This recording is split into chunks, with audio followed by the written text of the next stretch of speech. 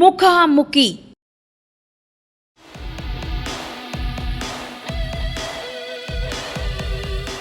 నమస్తే, welcome to 1TV news. ఏపీలో రాజకీయం రసవత్తరంగా సాగుతోంది. ప్రచారాలు కూడా జోరందుకుంటున్నాయి. ఇందులో భాగంగానే ప్రస్తుతం మనం ఆలూరు నియోజకవర్గంలో ఉన్నాం.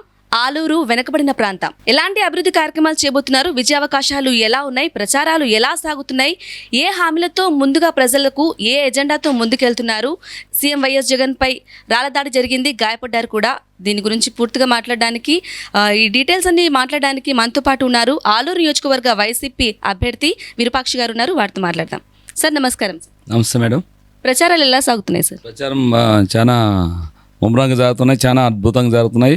ఏ గ్రామానికి వెళ్ళినా ఆ గ్రామంలో ప్రజలు బ్రహ్మరథం పడుతున్నారు. ఎందుకంటే మన జగనన్న సంక్షేమ పథకాలు ప్రతి ఒక్కరికి అకౌంట్లో ఎవరు అవినీతి లేకున్నట్ల, ఎవరు ప్రమేయం లేకున్నట్ల వాళ్ళ అకౌంట్లో పడుతున్నాయి. కాబట్టి ఈరోజు మనకి మేము ఏ గ్రామంకి వెళ్ళినా కానీ ప్రజలు పోయినా కానీ మేము జగనానికి ఓట్లేసామనే విధంగా ప్రతి ఒక్కరు అక్క చెల్లెమ్మలు అందరూ అవతాతలు అయితే మా జగనన్న పెద్ద కొడుకబ్బ మాకి, ఆయన ఉంటేనే మాకి ఇంటికి డబ్బులు వస్తున్నాయి అనే విధంగా వాళ్ళు మాట్లాడుతున్నారు. ప్రజల స్పందన ఎలా ఉంది సార్? అంటే ముందుగా ఏ హామీలతో మీరు ముందుకు వెళ్తున్నారు? హామీలు అంటే ఏం లేదు. మా అల్లూరు కాన్షియన్స్ హామీలు అంటే తాగునీటి సమస్య చాలా ఘోరంగా ఉంది. అదేవిధంగా రోడ్లు, ఆ రెండే మాకు అజెండా. వేరే సమస్య లేదు. మిగతా సమస్యలు మాకు ఏమవుతుంది, తాగునీటి సమస్య చాలా ఘోరంగా ఉంది. ఎందుకంటే గత మన గుమ్మనూరు జయరాం గారు ఆయన 5 సంవత్సరాలు మా జగనన్న బీసీ వాల్మీకి నాయకుడు అనే విధంగా, అదేవిధంగా మన ఆలూరు కానీ వెనుకబడింది, చాలా వెనుకబడింది. అందుకోసమే డెవలప్మెంట్ చేయాలనే విధంగా మన జగనన్న ఆయనకి 5 సంవత్సరాలు మినిస్టర్ పదవి ఇచ్చినారు. అయినా ఆయన ఏమి డెవలప్మెంట్ చేయలేదు, ఏ ఊరిని పట్టించుకోలేదు, ఏ కార్యకర్తను పట్టించుకోలేడు, ఏ సమస్య పట్టించుకోలేడు. వాళ్ళు ఏదో దాచుకునే దానికే చూసినారు కానీ వాళ్ళ అన్నదమ్ములు వాళ్ళ ఫ్యామిలీ బాగుపడినారు. కానీ వేరే వాళ్ళ గురించి అసలు ఏ కార్యకర్త కానీ ఏ సమస్య కానీ ఈ ఊర్లో సమస్య ఉందని చాలా సమస్యలు అడిగినారు. అయినా కానీ వాళ్ళని ఎవరు పట్టించుకోలేరు. వాళ్ళు పట్టించుకునేది ఎవరంటే ఎవరు వాళ్ళకు బినామీలు ఉన్నారు, వాళ్ళని తప్ప ఎవరు పట్టించుకోలేరు వాళ్ళు. మీరు చెప్పినట్లు సార్, స్థానికంగా తాగునీరు, సాగునీరు సమస్య ప్రధానంగా ఉంది అంటున్నారు. వీటికి పరిష్కారం ఏం చేయబోతున్నారు గెలిస్తే? పరిష్కారం చెప్పిన ఆల్రెడీ నేను మొన్న బస్సు యాత్ర పోయి వచ్చినాడు మన జగనన్న. యమున నుంచి మా కాన్స్టిట్యూన్సీ మీద ఆస్పర్ మండలంలో పోయినాడు. ఆ రోజు నేను పక్కలో కూర్చొని చెప్పినాను, సార్ చాలా ఘోరంగా ఉంది మన తాగునీటి సమస్య కానీ రోడ్లు కానీ సార్. ఆ సమస్య మీదే నేను ప్రతి గ్రామానికి పోతున్నాను సార్. మీ సంక్షేమ పథకాలు మాకే హ్యాపీగా ఉన్నారు. రోడ్లు నీళ్ళ సమస్య ఎక్కువ అడుగుతున్నారు సార్, తాగునీటి సమస్య ఎక్కువ. రోడ్లు కానీ మాకు రోడ్లు లేకపోతే చింతలేదు, తాగునీళ్ళు ఉంటే చాలనే విధంగా ప్రతి గ్రామంలో అదే అడుగుతున్నారు సార్ అని చెప్పినాను. ఆయన దానికి మనం నెక్స్ట్ చేసేది అదే లేపా, నీకు నెక్స్ట్ చెప్పు నువ్వు అదే నిదానంతో పో, నీకు నెక్స్ట్ మనం రోడ్లో తాగునీటి సమస్య తీరుస్తామని అనే విధంగా చెప్పినాడు. అదేవిధంగా ఒకసారి నేను మన తాడేపల్లిలో పోయి కలిసినాను సీఎం సార్ని. ఈ ఆలూరు గురించే చెప్పినాను నీటి సమస్యని.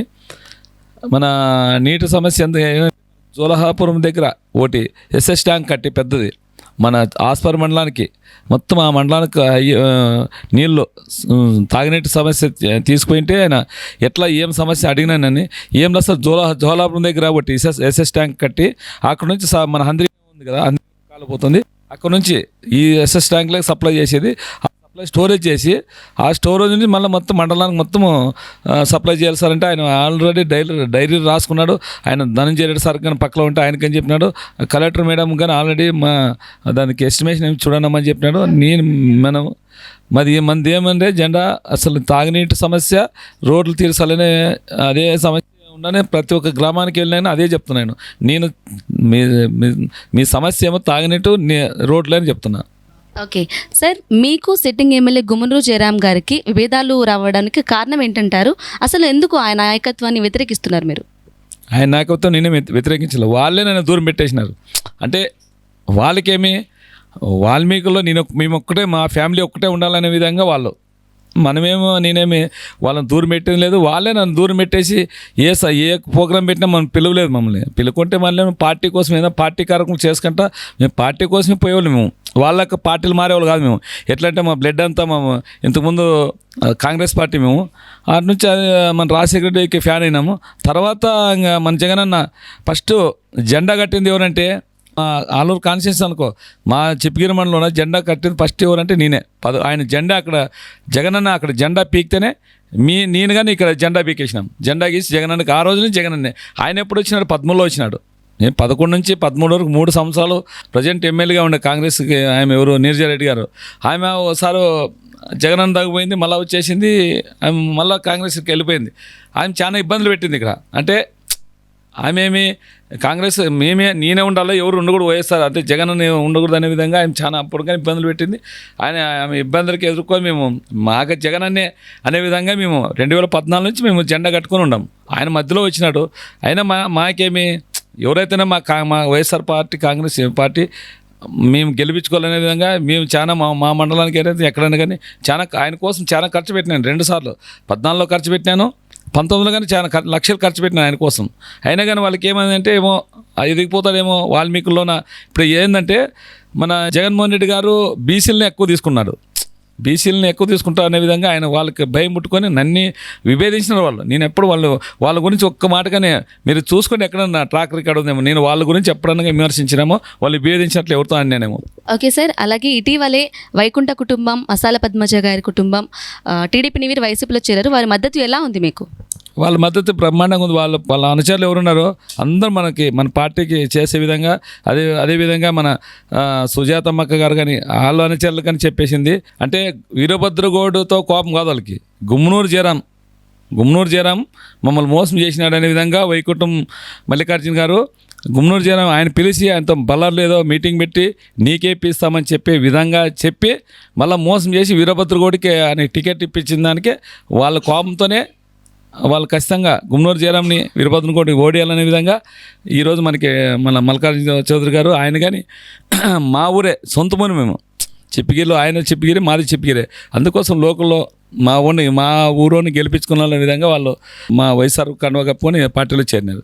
అదేవిధంగా ఆయనకి కానీ పాపం వాళ్ళ ఫ్యామిలీ పార్టీ పుట్టినప్పటి నుంచి వాళ్ళ ఫ్యామిలీ టీడీపీకి ఉన్నారు.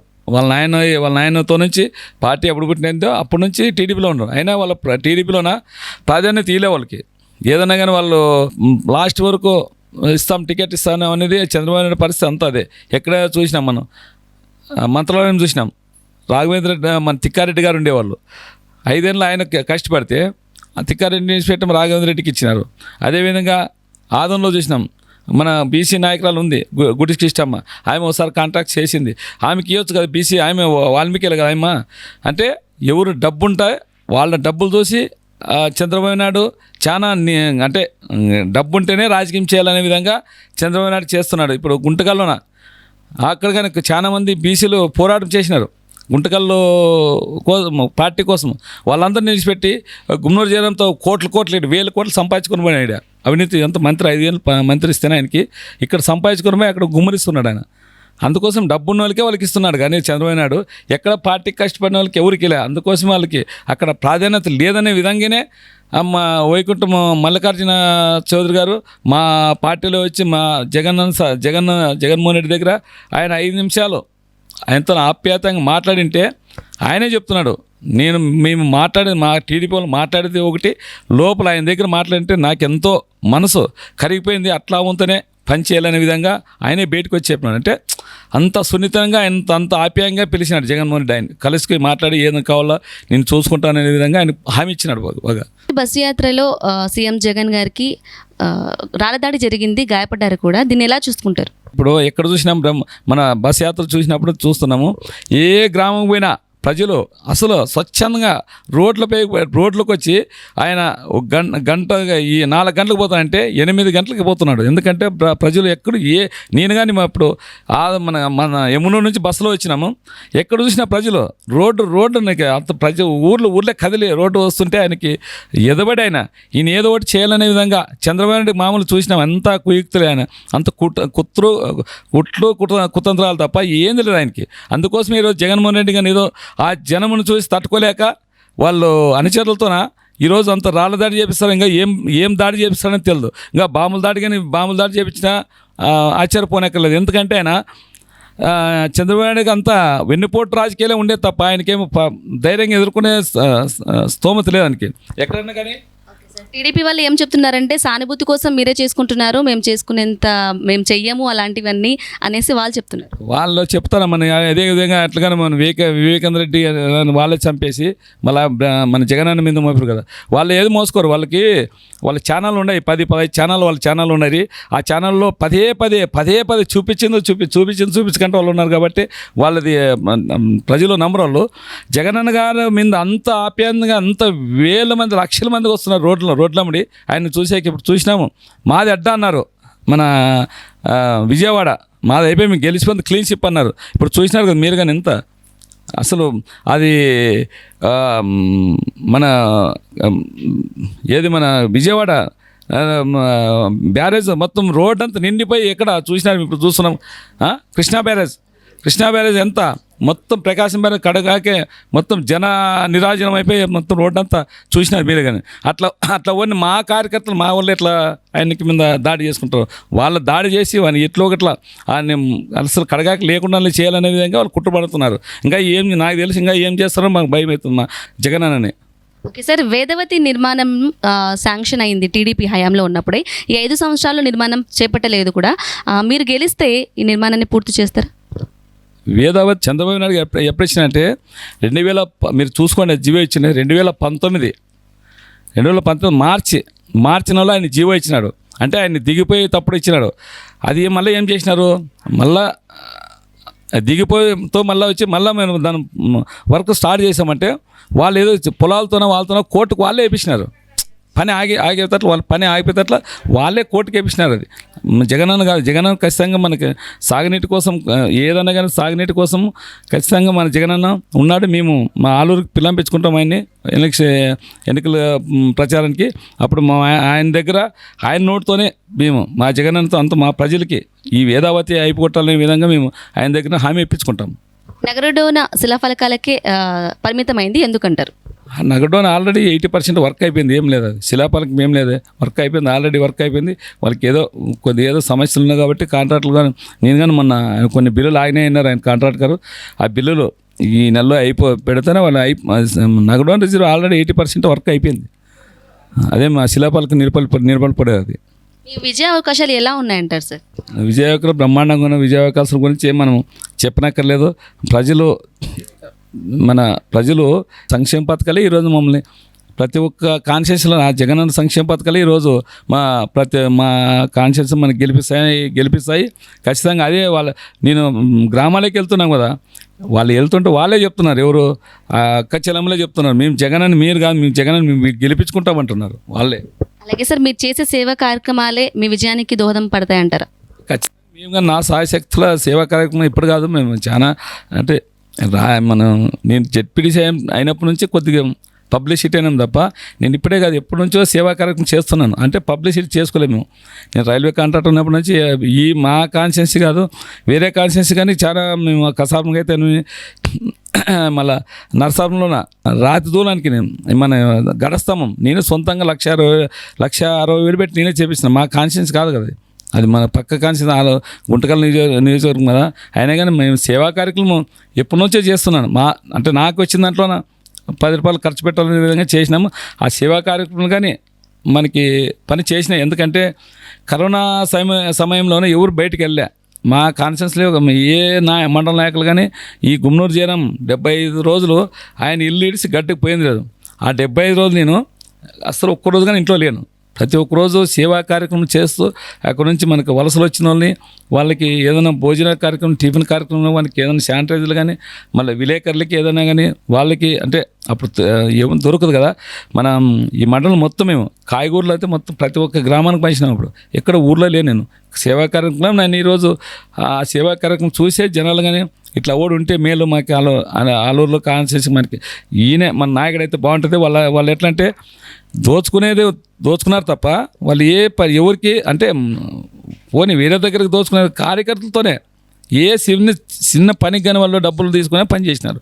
అందుకోసం విసికెత్తి ఆ సర్వేలో జగనన్న సర్వేలు పెట్టింటే ఆ సర్వేలోన విరూపాక్షత మాకు బాగుంటుంది అనే విధంగా చెప్పిన దానికే నాకు ఈరోజు అంటే ప్రజల నుంచి పుట్టుకొచ్చినట్లే మనము నా సర్వేని బట్టే ఈరోజు నాకు జగనన్న ఈరోజు మాకు పిలిచి టికెట్ ఇచ్చినాడు మీ ఆలూరు కాన్స్టిట్యున్సీకి. సార్, హెచ్ఎల్సి కాలువల పరిస్థితి అధ్వానంగా ఉంది చాలా. దానికి ఎలాంటి చర్యలు చేపట్టబోతున్నారు? హెచ్ఎన్సీ అంటే మన ఇప్పుడు మా కాన్షియస్ ఒకటి కాదు, అది ఇప్పుడు ఎక్కడి నుంచి మలయాళం నుంచి వస్తుంది. మనకి అంత దాని గురించి అంత అవగాహన లేదు, మనకు దాని గురించి చెప్పే పని లేదు. మేము హెచ్ఎన్సీ కాలు వచ్చినాకే మా మండలం కానీ హాలరు మండలం కానీ ఇప్పుడు మన ఆ రోజు అపిర భగీరథుడు వైఎస్ఆర్ రాజశేఖర రెడ్డి గారు ఆ రోజు ఈ హెచ్ఎన్సీ కాలు తెచ్చిన దానికి అందరి కాలు తెచ్చిన దానికే ఈరోజు మా రాయలసీమ రతనాల సీమగా వచ్చిన అనిపిస్తుంది. ఎట్లంటే ఎంతమంది పంటలు పండించుకుంటున్నారు, కాలు పైప్ లైన్లు వేసుకొని కిలోమీటర్ పైపులు వేసుకొని పంటలు పండించుకుంటున్నారు. అదే లేకపోతే మేము ఎడారే అసలు ఏం లేదు. ఇప్పుడు కానీ మాకు ఏబీసీ నుంచి నీళ్ళు రావాలి. మాకు ఇప్పుడు సుమారుగా 6 సంవత్సరాలే హెచ్ఎల్సీ నుంచి నీళ్ళు రావాలి మాకు. ఎక్కడ మన ఉరికొండ అవతలకే ఆ నీళ్ళు అయిపోతుంది. ఇదే అందరినీవా లేకపోతే మా రైతులు కానీ ఎవరు కానీ ఆత్మహత్యలు చేసుకునే పరిస్థితి. ఈరోజు మా అందరినవ కాలం వచ్చిందాను కాబట్టే మాకు ఈరోజు అందరూ మా రైతులు ఏదో మా పంటలు పండించుకొని అది ఎవరిదంటే మా వైఎస్ఆర్ రాజశేఖర రెడ్డి ఇచ్చే మా రాయలసీమకి. సార్, టీడీపీ నేతలతో పాటు కోట్ల హరీష్ చక్రపాణి రెడ్డి వైసీపీలో చేరడంతో స్థానికంగా మీకు బలం చేకూరిందంటారా? బలం చేకూరినట్లే కదా ఖచ్చితంగా మద్దతు. ఇప్పుడు వాళ్ళ వర్గం అంతా మనలోకి వచ్చేస్తుంది కదంతా. అందరూ సపోర్ట్ నాకు ఫోన్లు చేస్తున్నారు.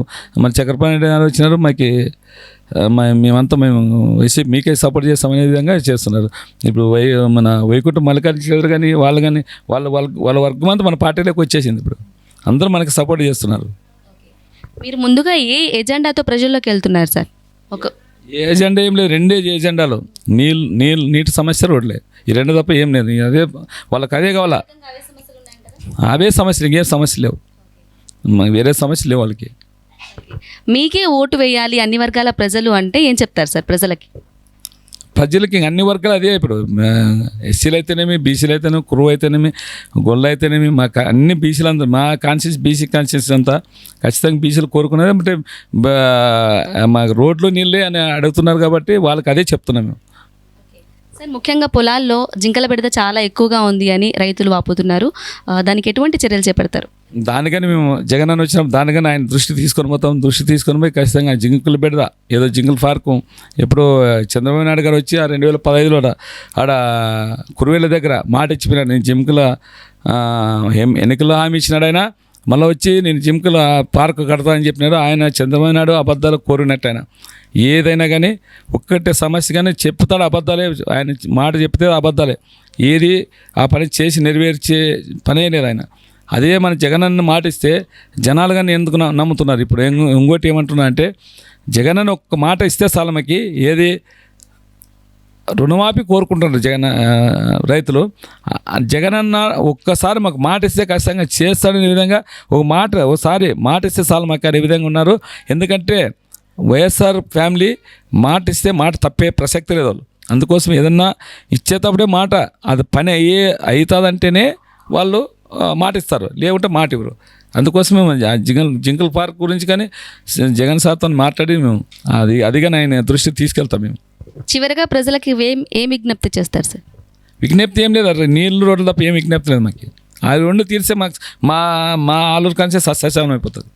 ఏమి ఇబ్బంది లేదు మా వాళ్ళకి. తాగునీటి సమస్య, ఎక్కువ తాగునీటి సమస్య. నేను ఏ గ్రామంకిలే వాళ్ళు వచ్చి నాకు మళ్ళీ ఆడవాళ్ళంతా మొత్తం లేడీస్ అంతా అక్క చెల్లెలు కొట్లాడుతున్నారు. మాకు నీళ్ళు లేదు, ఆయపోనికి గుమ్మడి జయరాం వచ్చి మీసాలు దూకి తొడగొట్టి చెప్పినాయంట కొన్ని గ్రామాల్లోన. అసలు ఆ గ్రామానికి పోయి తిరిగి చూసింది లేదు. ఆ సమస్య నెరవేర్చింది కదా నేను. ఎందుకంటే వాళ్ళకి ఆ సమయం లేదు, ప్రజల కష్టాలు తెలిసే సమయం లేదు వాళ్ళకి ఎక్కడ తిరిగి వాళ్ళ వ్యాపారాలు అంతే. అదే ప్యాకట లిక్కరు దందాలు చేసే తప్ప వాళ్ళు ప్రజల సమస్యల గురించి ఎప్పుడు ఏనాడు వాళ్ళు పట్టించుకోలేదు. నేను కానీ మా మండలం నుంచి మా మండలం నుంచి మంత్రి అయినాడంటే మా మండలం ఎక్కడో అభివృద్ధి చేసుకోవాలని మాకు ఉత్సాహం ఉండే. నేను చాలాసార్లు మా మండల నాయకులు కానీ తీసుకొని పోయినా, మండలం మంత్రి అయినావు, మన మండలం పేరు నిలబడాలా అని చెప్పిన ఆయన. అయినా కానీ ఆయన అది ఏదో అసలు పట్టించుకోలేదు. మళ్ళీ మా గురించి కానీ ఆలోచనగా చేయలే ఆయన. పట్టించుకోలేదు అంటే మీ మాట వినట్లేదు అంటున్నారా? మా మాట లేదు కదా. ఎవరు నా మాటే కాదు, ఈ తాలూకులో 6 మండలాలు ఎవరు మాట విన్నారు? వాళ్ళు ఎవరికి పని చేసినారు? ఎవరు పని చేయలే. వాళ్ళదేమి ఎవరన్నా వాళ్ళు డబ్బు తెస్తారో అని అట్లా ఎవరినే పట్టించుకున్నారు కదా తప్ప ప్రజల సమస్య గురించి పోయి వాళ్ళు చెప్పి అన్న మా ఊళ్ళో సమస్య ఉంది, నీటి సమస్య ఉంది, రోడ్డు సమస్య ఉందంటే అస్సలు ఏదో పట్టించుకోలేదు. ముఖ్యంగా రోడ్లు, తాగునీరు మా ఎజెండాతో మేము ముందుకెళ్తున్నాం. అవి అభివృద్ధి చేస్తాము. నేను గెలిస్తే తప్పకుండా ఈ ప్రాజెక్టులు ఏవైతే ఉన్నాయో అవి సీఎం జగన్ దృష్టికి తీసుకెళ్తాము, పిలిపించి అవి శాంక్షన్ చేయించుకుంటాము అనేసి తప్పకుండా మేమే అధికారంలోకి వస్తాం, ప్రభుత్వాన్ని కూడా ఏర్పాటు చేసుకుంటామని చెప్తున్నారు విరూపాక్షి గారు. కెమెరామెన్ విజయ్తో బ్రహ్మిణి, 1TV న్యూస్.